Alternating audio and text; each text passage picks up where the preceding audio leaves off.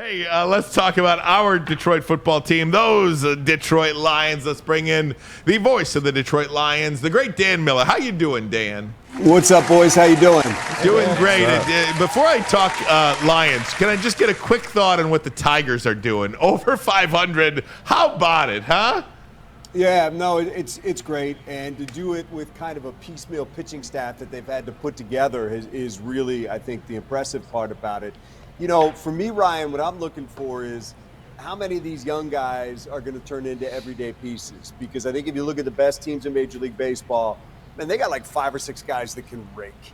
So you're looking at how many of these guys that they're putting in the lineup now can be everyday players that you can go into the offseason and say, all right, we got him penciled in here, where's a spot that we might have to fill in? But for me, that's the biggest thing is they're getting great experience for these young players, and they're winning while they get experience, which isn't always easy to do. I didn't see this surge coming, but it's a lot of fun to watch it develop. Hey, Dan, before we get to Maz's players that we should bring in from other teams that were cut. Right, no, that's coming. Long laundry list. No, that's coming. I just want to say, Zach Wilson? Right, you know it's coming. You know it's coming. I just got to say, I ran into a big guy, Big Loam on Monday at Mark Wahlberg's outing, man. Like, it's got to be a joy because we know how good we feel about you, and we talk about how great you are as a guy. But it's got to be a joy working with Lomas Brown, man. I've known him since '89, man, and he's just an amazing dude. Every time you see him, he has the big smile on his face. What's going on, big Bray? It was good to see him, though, man. Just a hell of a guy, man, that deserves everything coming his way, man. Yeah, no, it's been good to get to know him. I used to think he was a jerk. Sometimes you gotta get to know somebody. He's literally like the nicest guy you could ever meet. Everybody loves Lomas, and what I say about Lomas is every conversation he has, he leaves the person that he was talking to feeling better than when they began that conversation. Facts. Yeah, Factual. So he's just, he's a joy to work. I've been so lucky to work with Brandy for all those years, and now to work with Lomas and TJ. I'm working with guys that I want to hang out with anyway. Some of the best times we have are going out to dinner on Saturday night and just laughing and joking and having a good time. And then we get to go to work and do something we're all passionate about on Sunday. So I'm with you, man. He's a gem. Not only was he a phenomenal, I think, Hall of Fame worthy player, Agreed, but he's that kind of person as well. Go ahead, Maz. Right. Low is my man. That's all I got to say. Hey, I'm glad DPJ's back. He's going to the practice squad. Offensive line. Oh, come on, baby. Hey, Dan, is this year 20 for you? Year 20. Wow. If they'd have told you that 20 years ago, how does that feel for you? 20 years. He's more popular now than ever. Wow. 100%. No, it's look, Ryan, you know how this is. In our business, you don't think 3 years in advance, much less 20 years in advance. So, look, I'm truly blessed that I'm doing what 8, 9, 10-year-old me wanted to do. I didn't know it would be in Detroit, but I knew I wanted to be doing this. And I'm now blessed to be in a city that I've been able to call home for 27 years, which in this business is pretty crazy. I'm blessed that I can say I've been sitting in the same booth working for an organization that has treated me and my family unbelievably well for 20 years. So I couldn't ask for more than I have because my dreams have been realized, and it's a pretty amazing thing. Because you start off in this business just wanting somebody to want you around, and most of the time they don't. And then to be made to feel like you're wanted for a long time here at Fox 2 and with the Lions as well, I am beyond blessed. And to have the best football team probably that you've called as well in year 20. When you look at this team, Dan, 53 men, top to bottom, and even 67 or 69 or whatever the practice squad is, this is as deep a team as we've seen in the last 2+ decades. Yeah, it is, and it's a team that on paper looks like they're better than they were a year ago. But what I keep coming back to, and I know Braylon can relate to this, is you got to go do it. And it's, to me, it's almost a little bit daunting that you start all over, you're at ground zero, and all the good things you did last year, now you have to go out and do again. But you know what? That's what the great teams do. That's what Kansas City does. They get out there and they find a way to get it done again. That's what the teams that are good year after year after year find a way to do to build that consistency. And I know that's what Dan Campbell is trying to do now. But look, there's no excuses. I mean, we don't know what's going to unfold with injuries or anything like that, but this is a really good football team on paper and based on what we saw last year.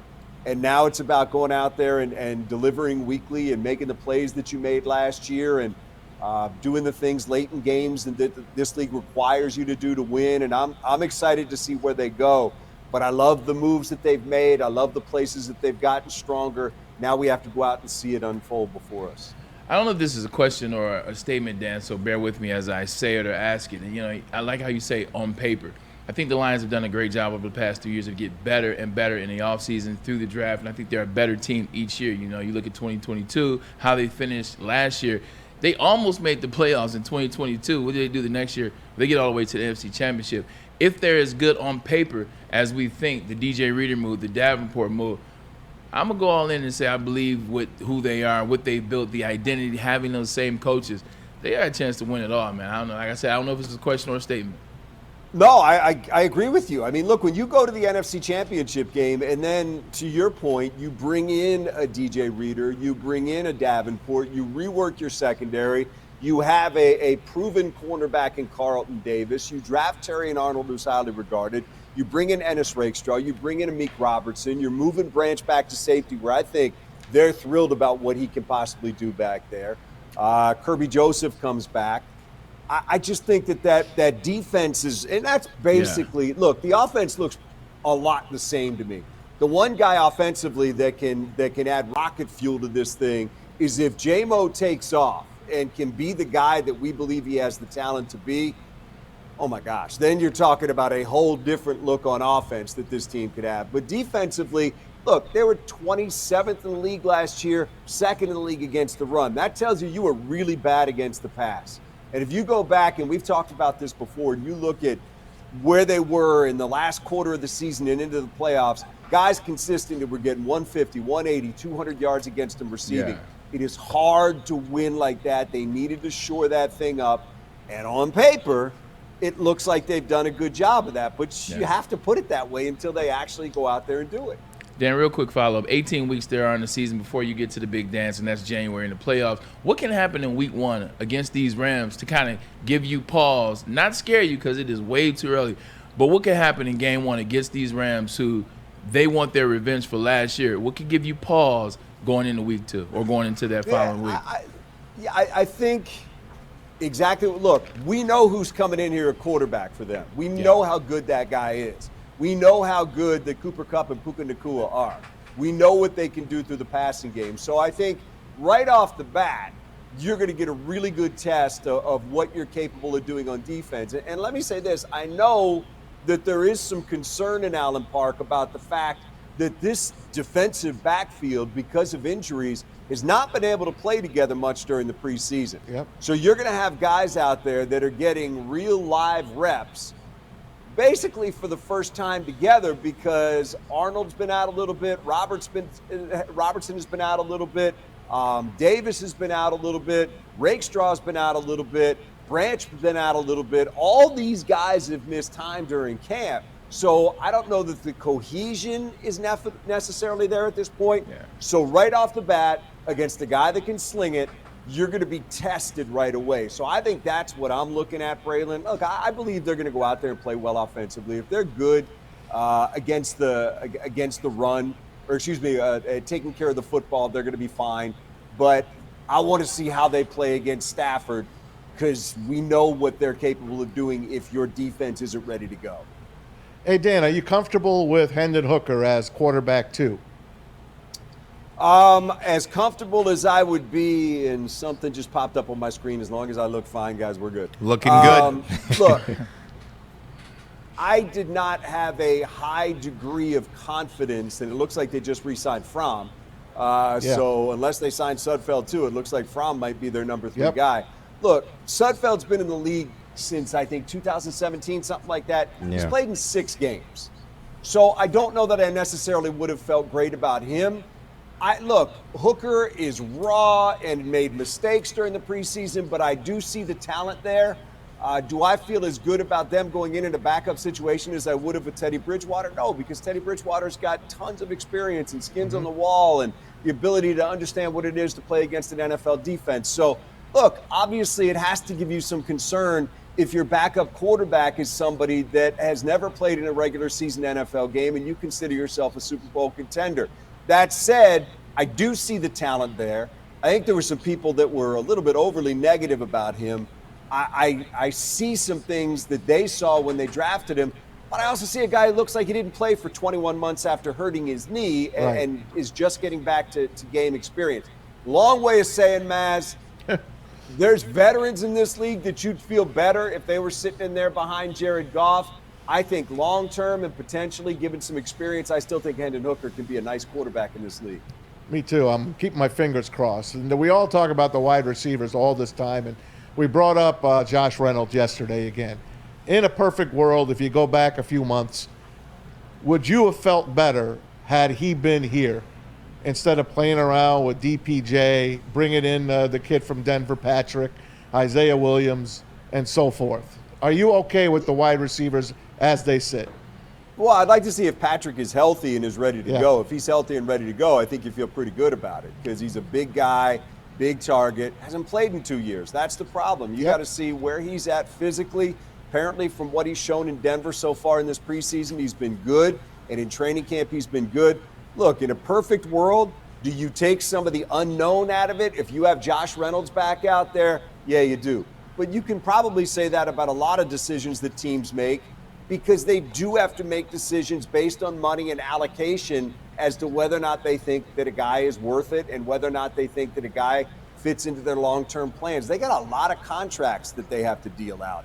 And the difference of $5 or $6 million a year probably does make a difference to a team that's looking to re-sign Aleem McNeil and is ultimately going to have to re-sign Hutch and ultimately going to have to, dole out contracts to guys based on performance and already has given out hundreds and hundreds and hundreds of millions of dollars. Let's give Brad Holmes credit. They've not run into a cap wall so far. And most of his decisions have been really good decisions. So it's an easy answer to say, would you feel better if Josh Reynolds were here right now? The answer is yes. But it's a much more difficult thing to execute when you're trying to put a money figure next to it, and Brad Holmes had to make those decisions. Hey, Dan, and definitely wanted to ask you about DJ Reader. He was just activated off of the PUP list, and I know the rumors have been, maybe we'll see him in week 2, but if we can get him for week 1, that would be absolutely huge. Is there any chance that happens? I've not been told that there is no chance, but the only thing that I would say is you're talking about a dude that has had no physical contact so far in camp. He's just getting ready to go here, so you're going to have about a week and a half, 2 weeks. This isn't a big practice week for them either. So how much work is he going to get in before he's ready to go against the Rams? And they're going to think long-term with him, not short-term. I'm sure they would love to have him, but they're going to do things the right way and make sure he's ready to go because that's a big-time impact player for them if they can keep him on the field. So I wouldn't say no chance because I haven't been told that, but certainly the indications have been that there's a much better chance that he's ready to go in week 2. Dan, I wanted to ask you about these rookies last year that are going into their second year. I mean, Sam Laporta, Jahmyr Gibbs, Brian Branch. I mean, these guys jumped on the scene last year and played incredible football, record-breaking football in Sam Laporta's case. What can we expect from those guys taking the leap in year 2 this year? Well, I asked Laporta about that because somebody had asked me the day or two before I sat down to do an interview with him, where does he get better? And I was like, man, I don't know. But look, he's obviously really good. And the things that he talked about were, recognition, blocking, all the little things that tight ends do. And he said, I had a couple drops in there too. I want to clean those up. So I think there's always places that you can get better. I think for me, for Gibbs, it's the passing game. I think he can be so much more dynamic in that part of the game that I think they've only scratched the surface in what he can be and the kind of pressure that he can put on the defense when he's in there as a running back, but also utilized as a guy in the passing game. And him and Demo in there together, I think is devastating for a defense as well. I think that could be certainly big for them. So I think those, and I think Branch, look, they're really excited about what he can do at safety because they believe in this defense with the freedom that they give their safeties. If you have ball skills in this defense as a safety, you're going to be able to get plenty of chances to make plays on the ball, takeaways, things like that. So I think they're really excited if everybody's healthy and they can get him in there at safety. The only kind of, fly in the ointment there would be if they aren't healthy, you could see him back playing nickel if the guys in front of him aren't ready to go in week 1. I mentioned those 3 guys. One guy I did not mention was a first-round pick last year that I'm very high on this year. What do you think Lions fans are going to get to see out of Jack Campbell? I think 2 guys that have chances to take the biggest step forward this year are J-Mo and Jack Campbell. I think Campbell, towards the end of last year, got to the point where he wasn't thinking as much. He was going out there and reacting, using his athleticism. His trust in himself and the defense and the team's trust in him started to go up. Look, he's incredibly athletic for a guy that is, 6'5", 250-something. Yeah. You're talking about a big dude that can move. I want to see him out there, but I think he's got a chance to take a huge step in year 2. It's cliche, but they say, biggest step you take is from year 1 to year 2. I think in his case, that could certainly be the case because I just think it took him a while to get comfortable last year. The skills are mad skills that he's got when you look at the physical makeup of his ability. And I think I really just want to see what he does this year because I think he's got a chance. I said when I saw him that to me that's the guy that's going to lead you in tackles every year. I just think he's going to be a 135 tackle guy who's just going to go out there and put up big numbers. And I've got a feeling we might see that this season. I think it's really exciting to think about where he can go. Dan, for entertainment purposes only, it's still a preseason. I'm going to give you a number. Tell me over or under. 10.5 wins. Over. I think it's going to have to be over. You broke up. I'm assuming you're talking about the Lions. You didn't throw somebody else at me. No. But look, you're going to need to win probably 11 or 12 to win this division. And I think that's got to be your goal, is to get to that point, win the division, get that home playoff game, whatever that ends up being, bye, no bye, but whatever it is, you get at least one game at Ford Field. But it's going to take that. And I think it'd be disappointing, all things being equal, if this is not an 11 or 12 win team. And whatever it is above that, great, or on that number, great. But to me, it's about winning the division, finding a way to get a home game in the playoffs, and that's what it's going to take to do it. Because Green Bay is going to be right there on your heels, and I don't think Chicago is going to be anything to mess with either. I think they're going to be pretty good. I think that defense is going to be good from the start, and they've surrounded Caleb Williams with weapons. Minnesota's got a lot going on. They won't be a picnic to play because of the guys that they have there, and anytime you got to play Justin Jefferson, that's a pain. But it's going to be a tough division, guys, so you're going to have to stack some wins to get it done. Dan, thanks so much. I wanted, before I let you go, I know he's not working today, but an absolute shout out to Greg Canner. It's his 50th birthday today, Fox 2 sports producer. Been with Dan since day one. I was, by the way, his first hire as a sports intern in 1999. How'd that go? And look how it went. They're still paying me to do something. Smile. Our process has gotten better since then. It's improved. It's improved since then. But we're listen. You know how important Greg is to what we do here, and we're proud of the fact that he's been here for 26 years, and that when we hired him, he had hair and no wife and no kids. Right. Now he's got a beautiful wife and kids and no hair. I don't know how that works together, but it does. Oh, I'm losing it myself now. Dan, thanks, buddy. We appreciate it. Thank you, Dan. Yeah, right. Thanks, Don. You be up on that. You know what time it is. All right. That's an inside. Jesus. Oh, man. Be up on that. Absolutely. No doubt. I'm telling you, these kids will make you lose that hair, man. Yeah. I mean, Just what look I've been at me. told. He's got 3 daughters. Just look at this guy. And no hair. Right. No hair. I got a daughter that does figure skating and a kid that does karate expert. now. I've been doing all these karate chops all day long for the last 48 hours, man. He's Karate chopping my hair off right now.